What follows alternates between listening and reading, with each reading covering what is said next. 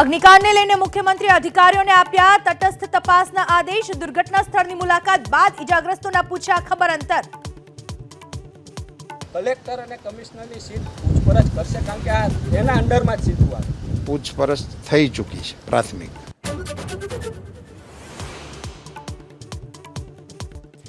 ABP અસ્મિતાની તપાસમાં અગ્નિકાંડને લઈને સૌથી મોટો ખુલાસો। બે રહેણાંક પ્લોટમાં ગેમ ઝોન તૈયાર કરી કમર્શિયલ એક્ટિવિટી થતી હોવાનો પર્દાફાશ।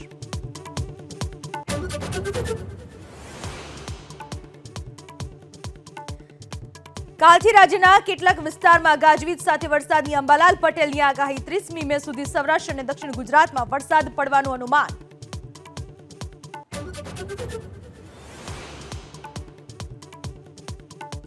વાવાઝોડું રમેલ આજે રાત્રે ટકરાશે પશ્ચિમ બંગાળના દરિયાકાંઠે। 120 કિલોમીટર પ્રતિ કલાકની ઝડપે ફૂંકાઈ શકે પવન। પશ્ચિમ બંગાળના કેટલાક જિલ્લાઓમાં રેડ એલર્ટ।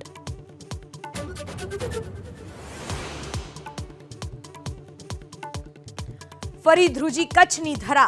સવારે 8 વાગ્યાને 14 મિનિટે રાપરમાં અનુભવાયો 3.7ની તીવ્રતાનો ભૂકંપનો આંચકો। રાપરથી 18 કિલોમીટર દૂર ભૂકંપનું કેન્દ્ર